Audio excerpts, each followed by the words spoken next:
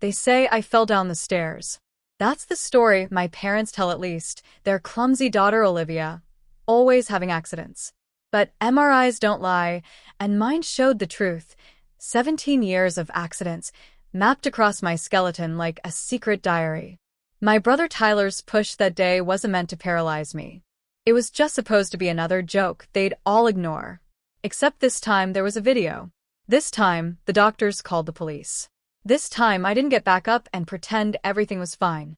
Funny how one push can topple an entire family's lives. The lake house sat perfectly against the water, all wooden beams and huge windows that caught the afternoon sun. From the outside, it looked like something from a magazine. The perfect family getaway. Inside, 17-year-old Olivia pressed herself deeper into the corner of the living room couch, trying to become invisible while her extended family filled the space with loud conversation and laughter. "Olivia, stop sulking in the corner," her mother Jennifer called out, not even looking at her. "Come help set the table." Olivia stood slowly, keeping her eyes down. She'd learned over the years that the best way to survive these family gatherings was to stay quiet, stay helpful, and stay out of Tyler's way. Her 19-year-old brother was holding court near the fireplace, telling some story about his college fraternity that had their uncles roaring with laughter. He caught her eye as she passed, and his smile shifted slightly. That small change in expression made her stomach tighten. "There she goes," Tyler announced loudly enough for everyone to hear. "Watch out, everyone. Olivia's on the move. Better secure your valuables." A few relatives chuckled. Olivia kept walking toward the kitchen. "Remember last Christmas when she knocked over Grandma's china cabinet?" Tyler continued, warming to his audience. "Cost Dad what, $3,000 to replace everything?" "It was an accident," Olivia said quietly, not turning around. "Everything's an accident with you," Tyler shot back. "That's why we can't have nice things." Their father Robert laughed from his armchair. "Tyler, leave your sister alone. You know how sensitive she gets." The word sensitive hung in the air like smoke. Olivia had heard it her whole life. Sensitive, dramatic, difficult. The words they used to explain away everything, to make her the problem instead of addressing what was really happening in their house. In the kitchen, she found her Aunt Susan arranging appetizers on a platter. Susan gave her a small smile, the kind that said she understood but wouldn't say anything. Nobody ever said anything. "Could you take these to the dining room?" Susan asked gently. Olivia nodded, grateful for the task. She carried the platter carefully, aware that Tyler was watching her from across the room. She could feel his eyes tracking her movement, waiting for her to stumble or drop something. She made it to the table successfully and started arranging the plates. "Kids these days," she heard her uncle saying to Tyler.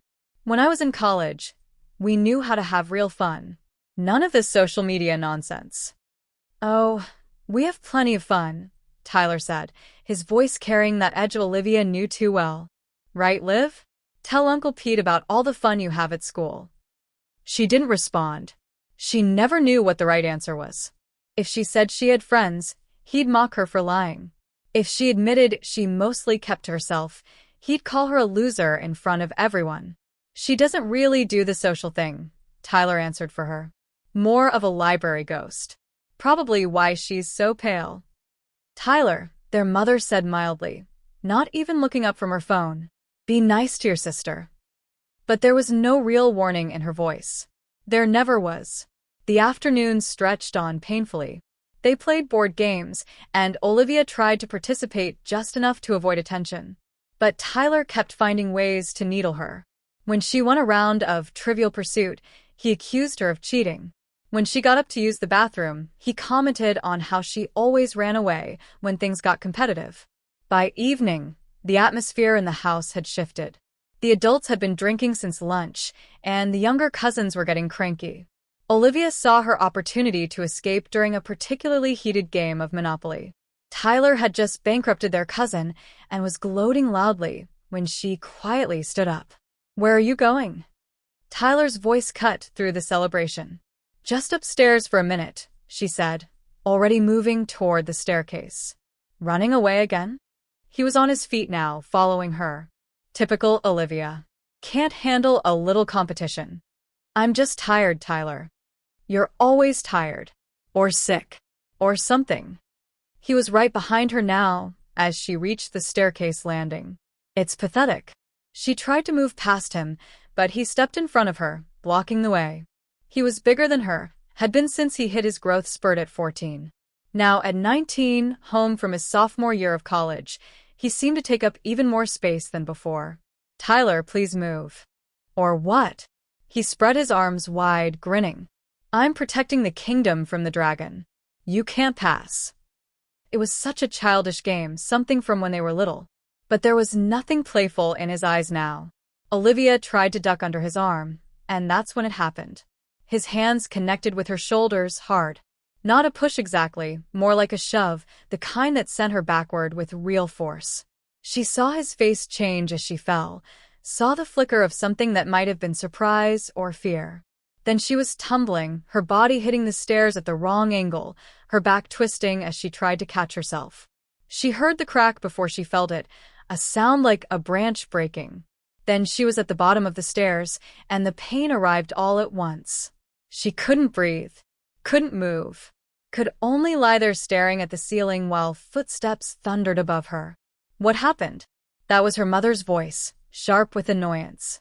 She fell, Tyler said quickly. She just fell. Olivia tried to speak, tried to say that wasn't what happened, but she couldn't get enough air. Her back felt wrong. Everything felt wrong. For God's sake. Her father's voice boomed from the top of the stairs. Olivia, get up. You're making a scene. She tried. She really tried. But when she attempted to move her legs, nothing happened. The panic that flooded through her was worse than the pain. I can't, she whispered. What do you mean you can't? Her mother was coming down the stairs now, careful in her heels. Stop being dramatic. Mom, I can't move my legs. There was a moment of silence. Then her father laughed, actually laughed. She's fine. She's always pulling stunts like this for attention. Tyler appeared at the edge of her vision, his face pale. It was just a joke, he said, but he was talking to their parents, not to her. I didn't push her that hard. So you did push her? Aunt Susan's voice came from somewhere Olivia couldn't see. Not like that, Tyler said defensively. We were just messing around. She needs a hospital, Susan said firmly. She needs to stop being so dramatic, Robert countered. Olivia, seriously, get up. You're embarrassing yourself. The extended family had gathered now, a circle of faces looking down at her. Some concerned, some annoyed, most just uncomfortable. The little cousins were being ushered away. Someone was saying something about ruining the evening. Olivia closed her eyes, tears sliding down her temples into her hair. She could hear them talking about her, around her, but not to her. Never to her. She was a problem to be solved, an inconvenience to be managed. And now she couldn't feel her legs, and they still didn't believe her. Come on, sweetheart, try to sit up. Her mother's voice had shifted to the fake sweetness she used in public. They had an audience now, and Jennifer Harrison never looked bad in front of an audience. Olivia tried again, using her arms to push herself up, but the movement sent lightning through her spine. She screamed, couldn't help it, and fell back. Jesus Christ, her father muttered. Tyler, help your sister up. Tyler moved forward reluctantly, reaching for her arms. Come on, Liv. Stop being weird. Don't touch me. The words came out louder than she intended. Tyler jerked back like he'd been slapped. I was trying to help, he said, his voice rising. It was just a joke, okay? I didn't mean for you to fall like that. You pushed me, Olivia said, her voice shaking. I was playing around. Tyler's face was red now. You're the one who's clumsy. You're always falling over stuff. That's true. Their mother chimed in quickly. Remember when she fell off her bike last summer? And that time at school when she tripped in the cafeteria? Olivia wanted to scream that those weren't accidents either, that Tyler had loosened her bike chain, that he'd tripped her in the cafeteria. But what was the point? They never believed her. They never wanted to believe her. We should call an ambulance, Aunt Susan said again, her phone already in her hand. Absolutely not, Robert said firmly. We're not wasting emergency services on a teenager's tantrum. Robert, she says she can't move her legs, Susan argued. She's lying, he said flatly. Or exaggerating. She always does this. Time passed strangely after that. Olivia lay on the floor while the family debated above her. Someone suggested moving her to the couch, but when they tried, the pain was so intense she nearly passed out. Eventually, they left her where she was, throwing a blanket over her like she was a piece of broken furniture they didn't know what to do with. The party continued around her. She could hear them in the dining room, the clink of silverware, the murmur of conversation. They were eating dinner while she lay on the floor. The numbness in her legs was spreading, a cold sensation creeping up from her lower back.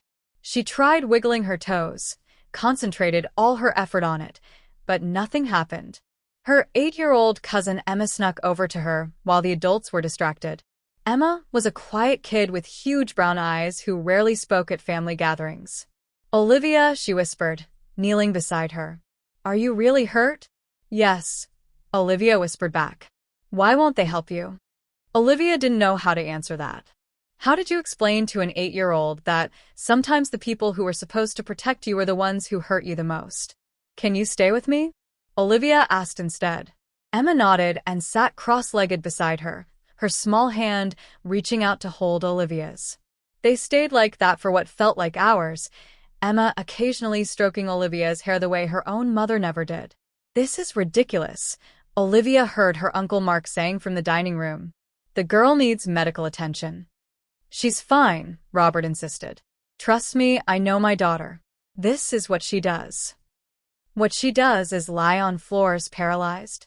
Mark's wife, Caroline, asked sarcastically. She's not paralyzed, Jennifer said sharply. She's being dramatic. She's always been jealous of Tyler, always trying to get him in trouble. By throwing herself down the stairs? Caroline's voice was incredulous. You don't know her like we do, Robert said with finality. She's manipulative. Has been since she was little. Olivia felt Emma's hand tighten in hers. Even an 8-year-old could recognize gaslighting when she heard it. The argument continued until Caroline stood up from the dinner table and announced she was calling 911. You do that and you're not welcome in this house again, Robert threatened. Fine by me, Caroline shot back, her phone already at her ear. The room erupted. Robert was shouting about lawsuits and family loyalty. Jennifer was crying about how Caroline was ruining everything. Tyler kept saying it was just a joke, over and over like a broken record. When the paramedics arrived 15 minutes later, the house fell silent. 2 EMTs, a man and a woman, entered with professional calm that cut through the family chaos like a knife. Hi there, the woman said, kneeling beside Olivia. I'm Rachel. What's your name? Olivia. Hi, Olivia. Can you tell me what happened? She fell, Jennifer said quickly before Olivia could answer. She's clumsy. Falls all the time. Rachel didn't look at Jennifer. Her eyes stayed on Olivia. Can you tell me what happened? I was pushed, Olivia said quietly. Down the stairs. She's confused, Robert interjected. They were playing around, kids being kids. The male paramedic was already examining her, his hands gentle but thorough. Can you feel this? He asked, touching her legs. No. He exchanged a look with Rachel. We need to transport her immediately. This is unnecessary, Jennifer protested. She's just bruised. Maybe pulled a muscle. Rachel stood up slowly and turned to face Olivia's parents. Ma'am, your daughter is showing signs of potential spinal injury. She needs immediate medical attention. She's faking, Robert said flatly. The male paramedic was checking Olivia's back now, carefully lifting her shirt. He went very still. Rachel, he said quietly, you need to see this. Rachel moved around to look, and her expression hardened. Olivia couldn't see what they were looking at, but she could guess. The bruises. Old ones and new ones. The map of Tyler's jokes, written on her skin. We're transporting now, Rachel said, her voice different. Colder. And we'll need someone to come with us to answer some questions. I'll come, Jennifer said quickly, grabbing her purse. Rachel looked at her for a long moment. Actually, we'll need both parents. Hospital policy. As they loaded Olivia onto the stretcher, she heard Rachel speaking quietly into her radio. Most of it was medical jargon she didn't understand, but she caught the last part clearly. Requesting police presence at the hospital. Possible child abuse situation. Tyler's face appeared above her as they wheeled her toward the ambulance. He looked scared now, really scared. Liv, he whispered urgently. Don't say anything stupid, okay? It was just a joke. You know it was just a joke. But Olivia was done pretending. Done protecting him. Done being silent. As they lifted her into the ambulance, she looked him straight in the eye and said loud enough for everyone to hear. No, Tyler. It wasn't. The hospital was a blur of white walls and bright lights. Olivia was rushed through corridors, medical staff calling out terms she didn't understand. The pain medication they'd given her in the ambulance made everything feel distant and dreamlike, but she could still feel the weight of what was happening. 17-year-old female, fall downstairs approximately 3 hours ago, Rachel was saying to the emergency room doctor. Possible spinal trauma. Unable to move lower extremities. Multiple contusions in various stages of healing observed on back and torso. The doctor, a woman with kind eyes behind wire-rimmed glasses, leaned over Olivia. Imdret Patel. We're going to take good care of you, okay? Olivia nodded, or tried to. They'd put her neck in a brace, and movement was difficult. We need to get her to imaging immediately, Dr. Patel said. Full spinal series, and I want a complete body scan. My parents, Olivia whispered. They're here, a nurse said gently. They're in the waiting room. As they wheeled her toward the MRI suite, Olivia could hear her mother's voice carrying down the hallway. This is ridiculous. She's fine. This is all a misunderstanding. The MRI room was cold and sterile. The technician, a young man named James, explained everything he was doing as he positioned her. This is going to be loud, he said kindly. Like really loud construction noise. But I'll be right here the whole time, and you can talk to me through the intercom if you need anything. A nurse stayed with her, holding her hand as they slid her into the machine. The woman's touch was gentle, maternal in a way Olivia's own mother's had never been. You're very brave, the nurse whispered just before the machine started. The MRI seemed to last forever, the banging and clicking sounds reverberating through her bones. Olivia closed her eyes and tried to think of anything else, but her mind kept returning to Tyler's face, to that moment of surprise when she'd fallen, like even he hadn't expected it to go that far. When it was over, James helped transfer her to a regular hospital bed. His face was carefully neutral, but Olivia saw him exchange a look with a nurse. The doctor will be in to talk to you soon, he said, but something in his voice had changed. Alone in the room for the first time, Olivia could hear her parents in the hallway.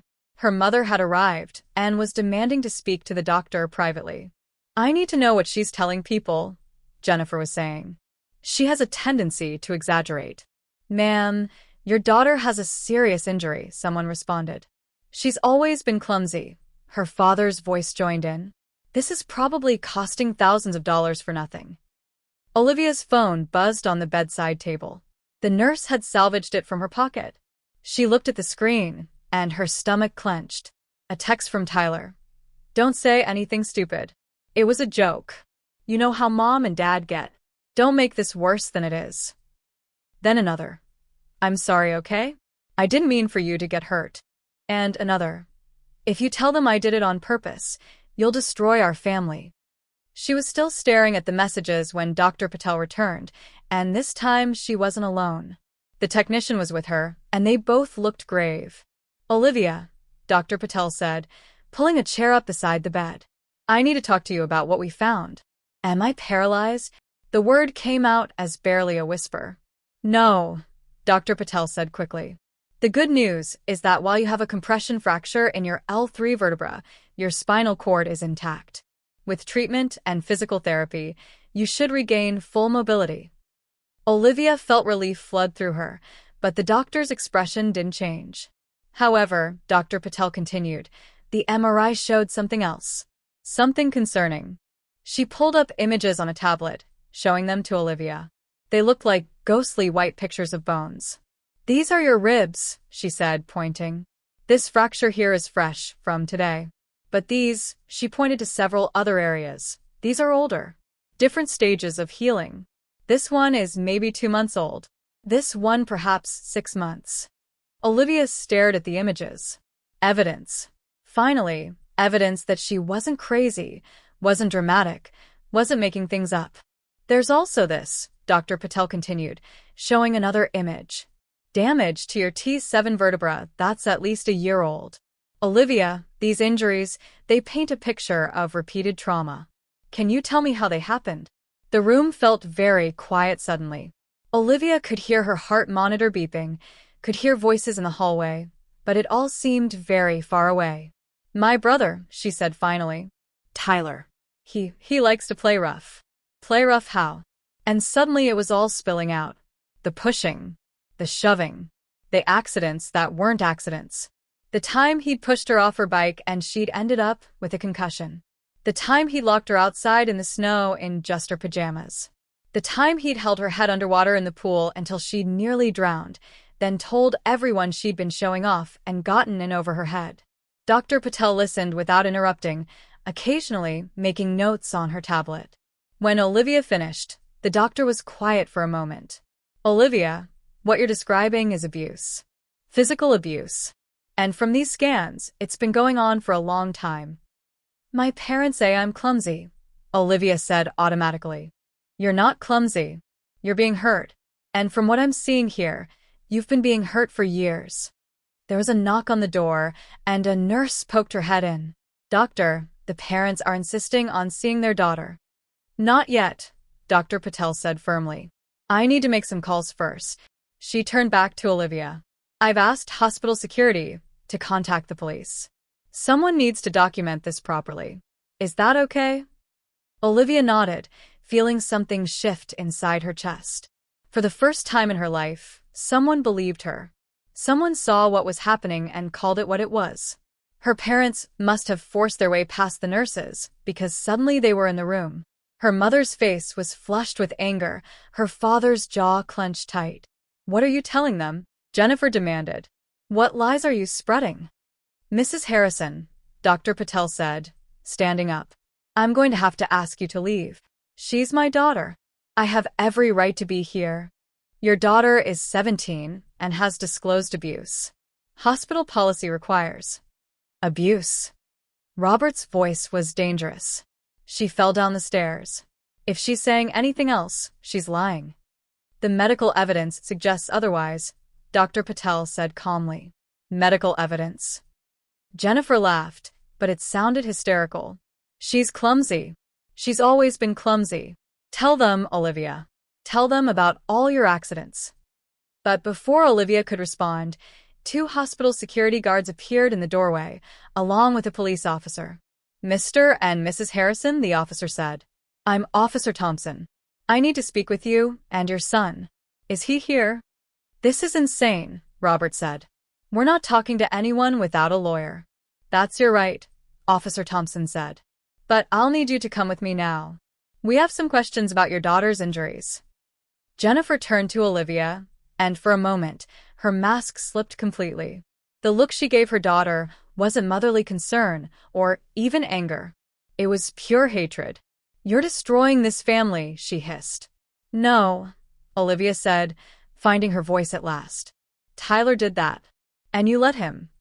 Officer Thompson escorted her parents out, but not before Olivia heard him say something that made her heart race. "We're also going to need to speak with Tyler Harrison." "Is he in the waiting room?" Dr. Patel sat back down beside Olivia's bed. "You did the right thing," she said gently. "I know it doesn't feel like it right now, but you did the right thing." Olivia looked at the MRI images still displayed on the tablet. All those old fractures, all that hidden damage finally visible. The truth literally written in her bones. "What happens now?" she asked. "Now we make sure you're safe," Dr. Patel said. "And we make sure this never happens again." Through the door, Olivia could hear commotion in the hallway. Tyler's voice, loud and defensive. "It was just a joke. I didn't mean to hurt her. She's always been dramatic." Then Officer Thompson's voice, calm but firm. "Mr. Harrison, I'm going to need you to come with me." For years, Olivia had been falling, and no one had caught her. But here, finally, someone was standing at the bottom of the stairs, ready to help her back up. The MRI hadn't just shown her injuries. It had shown the truth. And the truth, after all this time, was finally setting her free. The hospital hallway had become a battlefield. Through her door, Olivia could hear her mother's voice rising to a pitch she'd only heard a few times before, when Jennifer Harrison's carefully constructed image was truly threatened. "You can't just take my son." Jennifer was practically screaming. "He's a good boy. He's in college. He has a future." "Ma'am, he's 19 years old."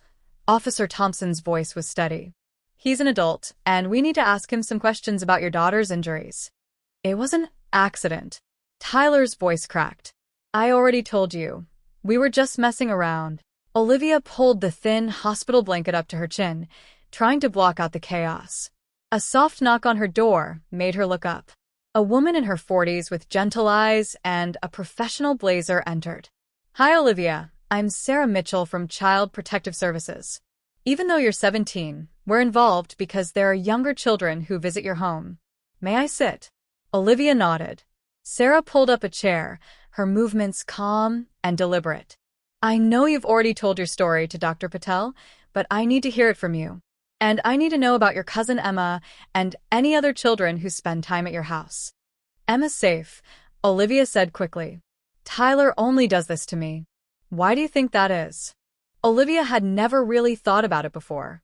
"I guess I was the only one who ever said no to him. When we were kids, I wouldn't let him copy my homework, wouldn't cover for him when he broke things. He called me a snitch." Sarah made notes in a small notebook. "And your parents? They think he's perfect. He's the athlete, the popular one, the one going to a good college. I'm just—" She trailed off. "You're just what?" "The problem. The difficult one. The one who ruins things by existing." Before Sarah could respond, the door burst open. Robert Harrison stood there, his face red with rage, a man in an expensive suit beside him. "This is David Kramer, our attorney," Robert announced. "Olivia, you're not to say another word to anyone without him present." "Mr. Harrison," Sarah said calmly, "your daughter is giving a statement about her injuries. She has the right to speak freely." "She's a minor," the lawyer said smoothly. "And as her parents, my clients have the right to be present for any questioning." "Actually," Dr. Patel appeared in the doorway, "Olivia is 17, and in the state of Colorado, she can make her own medical decisions and speak to authorities about abuse without parental consent." "Abuse?" Robert's voice was dangerous. "My son pushed his sister during a game. Siblings fight. That's not abuse." "Mr. Harrison," Officer Thompson had returned, "we've just reviewed the text messages your son sent to your daughter after the incident. Messages where he admits to pushing her and tells her not to say anything. We're placing Tyler under arrest for assault." The explosion was immediate. Jennifer began sobbing dramatically, Robert was shouting about lawsuits, and the lawyer was making threats about false arrest. But through it all, Olivia heard Tyler's voice from the hallway. "She made me do it. She's always provoking me. She knows how to push my buttons." "That's enough, Tyler," another officer's voice said. "You have the right to remain silent." The words faded as they led him away. Jennifer rushed after them, her heels clicking on the hospital floor. Robert lingered, staring at Olivia with an expression she'd never seen before. "You've destroyed everything," he said quietly. "Your brother's future, our family's reputation, everything we've built. For what? Attention?" "For the truth," Olivia said, surprised by the steadiness in her voice. He left without another word. Sarah stayed with her for another hour, asking careful questions about the home environment, about patterns of behavior, about the times she'd tried to tell someone and been dismissed. When she finally left, she squeezed Olivia's hand. "You're very brave," she said. "And you're not alone anymore." That evening, Aunt Susan snuck into her room after visiting hours, looking around nervously. I had to use my hospital volunteer badge to get in, she admitted, sitting on the edge of Olivia's bed. Your parents have you on a no-visitor list except for them and their lawyer. Why are you here? Olivia asked, genuinely curious. Susan had always been kind but never intervened before.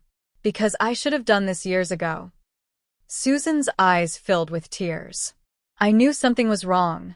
The bruises you always had, the way you flinched when Tyler came near you, the way your parents always dismissed your injuries. I knew, and I said nothing because I didn't want to cause drama in the family. It wouldn't have mattered, Olivia said.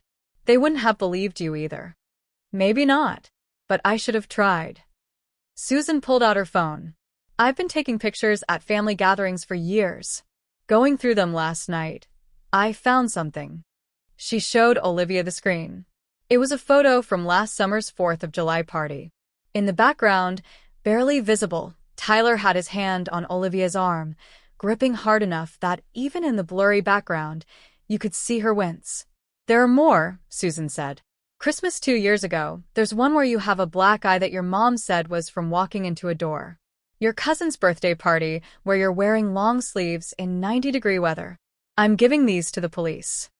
They'll never forgive you, Olivia warned. Good, Susan said firmly. I don't want their forgiveness. The next morning brought a new complication.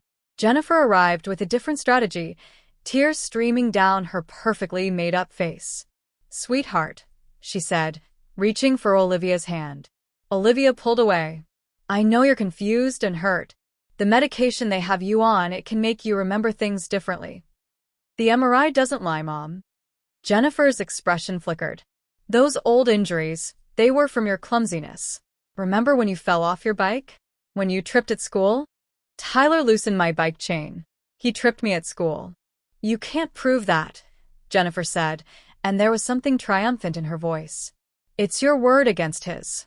And sweetheart, who do you think people will believe? The star athlete with a bright future, or the troubled girl who's been in therapy for anxiety and depression? Olivia felt her heart sink.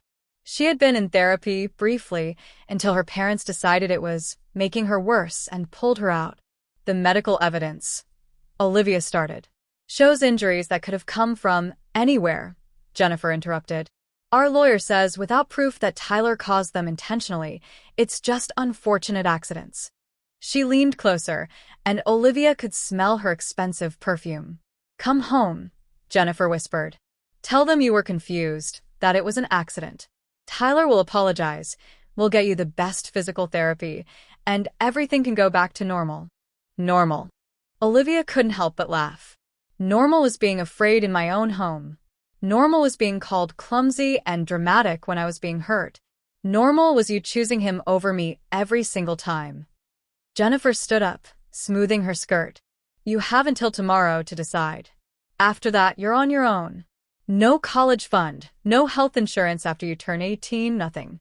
You'll be just another sad story, alone and broken. After she left, Olivia lay in the dark, tears sliding down her face. They were right about one thing, it would be her word against theirs. The Harrison family versus the troubled daughter. Then her phone buzzed. It was Emma's mother, Caroline. Check your email, the text said. Olivia opened it to find a video file. It was from the lakehouse, taken on Caroline's phone. She'd been recording Emma singing, but in the background, clear as day, was the staircase.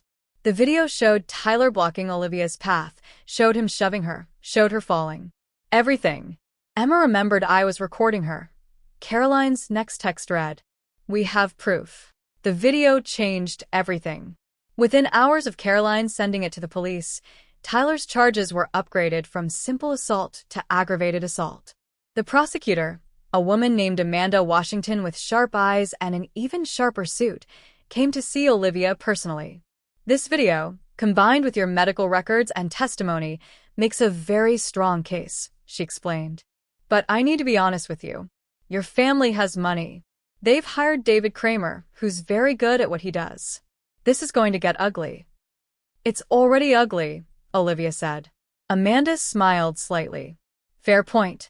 Tyler's been released on bail with conditions, no contact with you, He can't come within 500 feet of you, and he has to surrender his passport. My parents posted his bail? Within an hour of his arrest. Olivia wasn't surprised, but it still hurt. The next few days brought a media storm. Somehow, the story had leaked. College student arrested for assaulting sister. Made the local news, then spread to social media. Tyler's fraternity suspended him pending investigation. His college announced they were reviewing his enrollment status.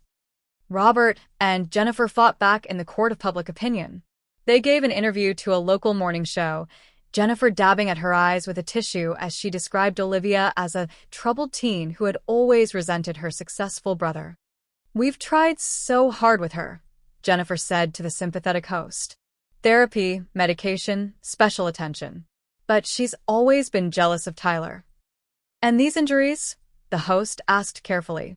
"She's always been accident-prone," Robert said smoothly. "We have medical records going back years. Falls, bumps, bruises. We even had her tested for balance disorders. They were good." Olivia had to admit that. They'd taken every injury Tyler had caused and spun it into evidence of her supposed clumsiness. But Amanda Washington was better.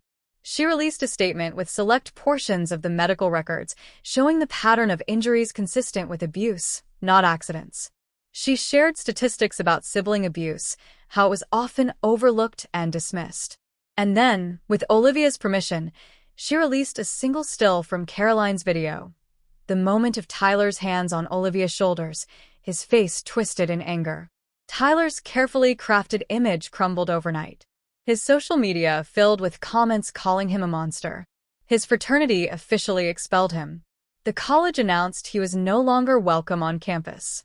And Tyler, predictably, lashed out. Despite the restraining order, he found ways to get messages to Olivia through mutual acquaintances. "You've ruined my life. I hope you're happy. This is all your fault." But the most chilling message came through their cousin. "She's lying about other things too. I never hurt her before. This was the only time." That's when Olivia made a decision. She started writing. She'd always kept journals, hidden in various places Tyler and her parents couldn't find them. Now, in the hospital, she began transcribing them, typing everything into her phone. Every incident, every injury, every dismissal, every excuse. September 15th, 2 years ago, Tyler pushed me into the pool fully clothed because I wouldn't give him my homework.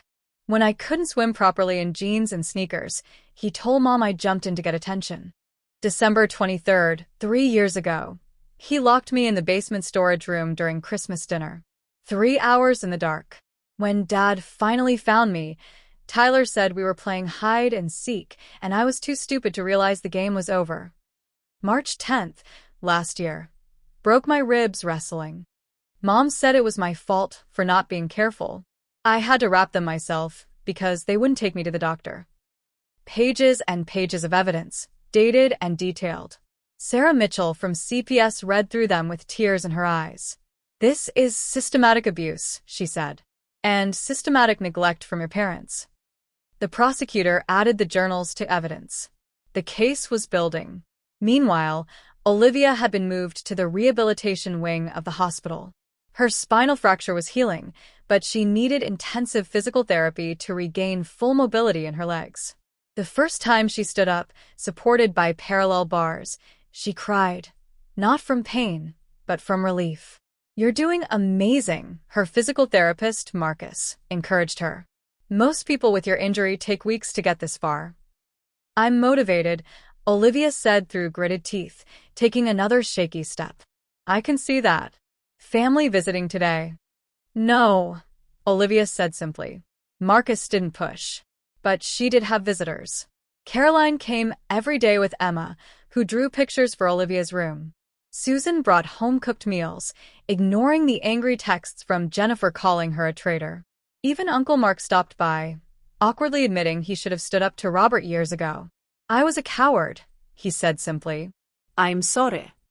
A reporter from the Denver Post reached out, wanting to do a feature story on sibling abuse. After discussing it with Amanda, Olivia agreed to an interview with her identity protected. The article, titled "The Hidden Epidemic: When Siblings Become Abusers," featured Olivia's story prominently. It talked about how sibling abuse was often dismissed as kids being kids, how parents often enabled it by refusing to see one child as capable of seriously hurting another. The response was overwhelming. Hundreds of people reached out with their own stories. Olivia read them late at night, finding comfort in knowing she wasn't alone. But the Harrisons weren't giving up without a fight. David Kramer filed motion after motion. He argued the video was inadmissible because it was taken without Tyler's consent. He claimed Olivia's journals were creative writing exercises, not factual accounts. He brought in a medical expert who testified that Olivia's injuries could have resulted from a connective tissue disorder that caused easy bruising and fractures. "They're trying to gaslight the entire legal system," Amanda told Olivia after a particularly frustrating hearing.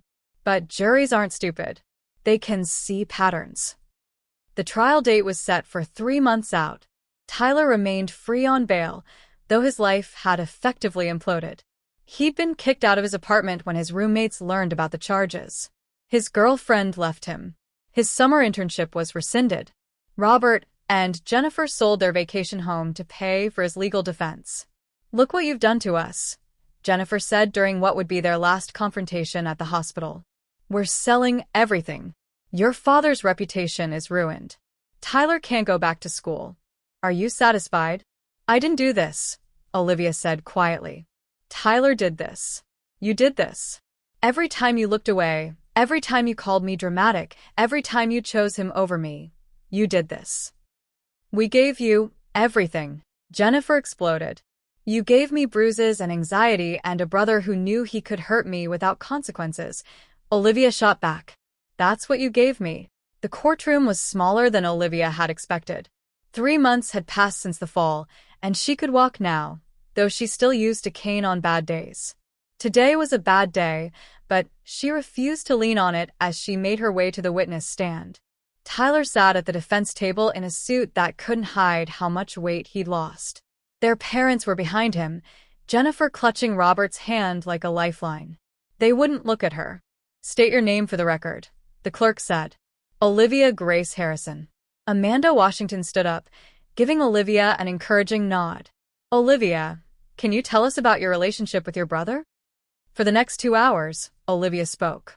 She talked about the years of abuse, the constant fear, the way her parents had dismissed and diminished her pain. She kept her voice steady, even when describing the worst incidents. David Kramer's cross-examination was brutal. "Isn't it true you've been in therapy for depression?" he asked. Yes. "Because being abused is depressing. You kept journals, but you never told anyone what was allegedly happening?" "I told my parents. Multiple times. They didn't believe me." "Or perhaps these incidents didn't happen the way you remember them?" "The MRI doesn't lie, Mr. Kramer. Neither does the video." He tried everything, suggesting she was jealous of Tyler's success, that she had a pattern of attention-seeking behavior, that her injuries were self-inflicted or accidental. But Olivia had spent 3 months preparing for this with Amanda. She didn't waver. The prosecution's evidence was overwhelming. The video played on a large screen, Tyler's shove clear and deliberate. The medical experts explained how the pattern of injuries was consistent with long-term abuse. Sarah Mitchell testified about the family dynamic she'd observed. Then came the surprise witness. The prosecution calls Madison Wells. Olivia didn't recognize the name until a young woman took the stand. Then she gasped. Madison had been Tyler's girlfriend in high school. "Ms. Wells," Amanda began, "you dated Tyler Harrison for how long?" 2 years. Junior and senior year. "Why did the relationship end?" Madison looked directly at Tyler. "He pushed me down a flight of stairs." The courtroom erupted. Jennifer actually screamed. "She's lying." The judge banged his gavel. "Order." Madison continued, her voice shaking but determined. "He said it was an accident. I believed him at first. But then I saw how he was with Olivia at a family dinner I attended. The way he accidentally hurt her. The way their parents ignored it. I realized what he'd done to me wasn't an accident either." "Did you report it?" Amanda asked. No. "I was 17. I was scared.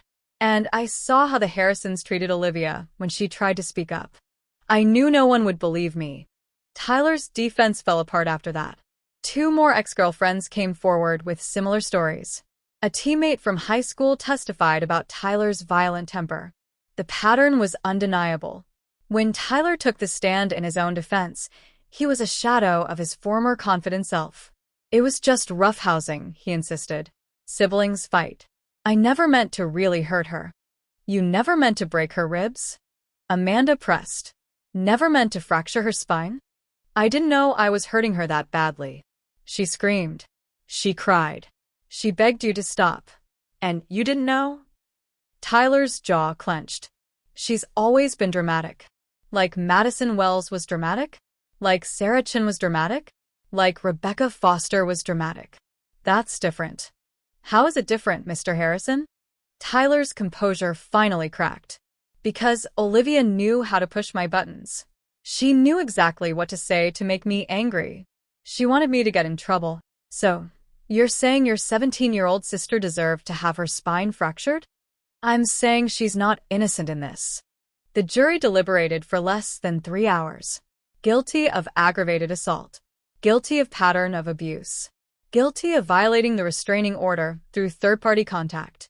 Tyler was sentenced to 2 years in prison and 5 years probation. He would have to register as a violent offender. His dreams of law school, of the successful future he'd always assumed was his, were over. Robert and Jennifer were charged with child neglect and endangerment. They received probation and were required to attend parenting classes and therapy. The irony wasn't lost on anyone. After the verdict, Olivia stood in the courthouse hallway, leaning on her cane. Her parents walked past without a word, but Jennifer stopped at the last moment. I hope you're happy, she said coldly. I'm free, Olivia replied. That's enough. She went to live with Susan, who had already set up a room for her, painted in the soft blues and greens Olivia loved.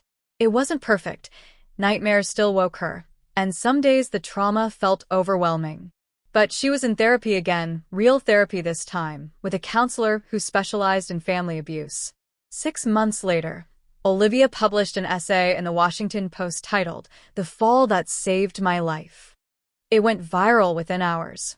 She received thousands of messages from other survivors, from parents who recognized warning signs they'd been ignoring, from siblings who realized they were being abused.